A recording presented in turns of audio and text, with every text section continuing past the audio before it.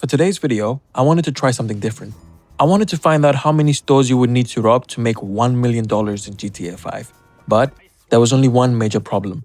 You cannot properly rob stores in story mode, which meant I had to play GTA Online for the very first time. And within a few minutes, I destroyed a shop, been killed repeatedly, and proved that becoming a criminal mastermind may not really be for me. So the experiment was simple. I would rob multiple stores, record how much money each one paid, calculate the average, and then work out exactly how many robberies it would take to reach $1 million. I also wanted to see whether I could actually escape after doing it. Because apparently, taking the money is only half the job. So the rules are simple. You rob, you record the payout, you escape, and you calculate how many stores it would take.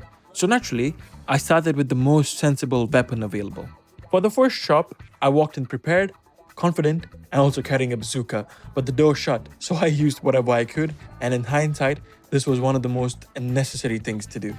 So the first robbery earned me exactly $0, but it did teach me one important lesson. The rocket launcher is not a negotiation tool.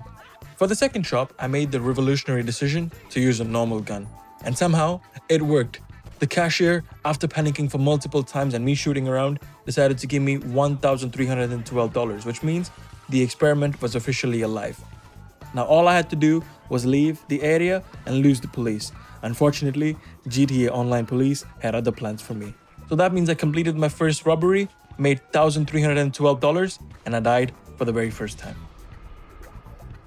So then I moved on to the next store, which paid me $1,519. Now this was the highest payout until this point, and this is when I decided that I was going to understand the process slowly but steadily.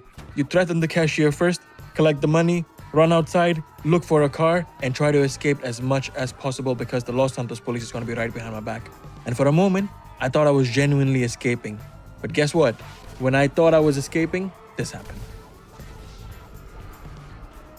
Now that this was out of the way, the second robbery is done. The total money that I accumulated was $2,831, and I died twice. So I decided to go with the same strategy again.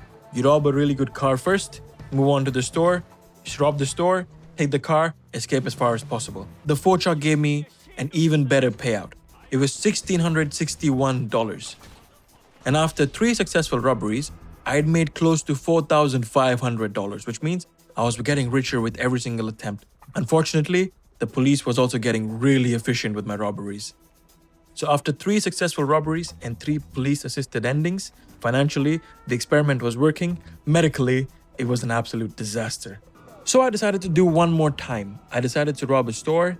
This time, I have to escape one way or the other, or I failed the entire mission.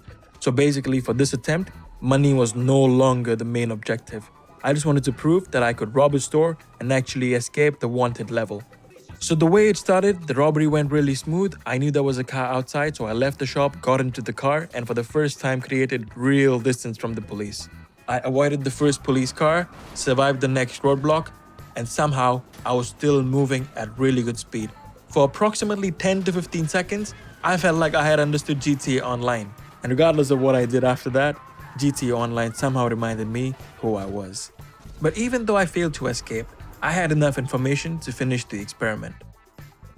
Across the 3 stores that I robbed, the total amount that I accumulated was $4,492, and if I divide by 3, the approximate average that I reached was $1,497, which was almost $1,500, which means, in the grand scheme of things, if I want to reach 1 million by stealing from multiple stores, I would need to take out 668 store robberies. And based on my current survival rate, approximately 668 hospital visits.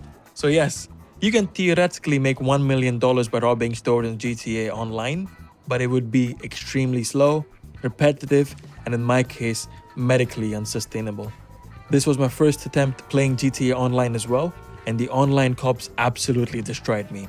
So for the next time, I'm gonna do one of the best experiments that I think I can, which is I'm gonna check which police are easier to escape. GTA Story Mode cops or GTA Online cops. So if you want to watch that video, make sure you subscribe and like this video. Let me know in the comment what you think, and I'll catch you guys in the next one.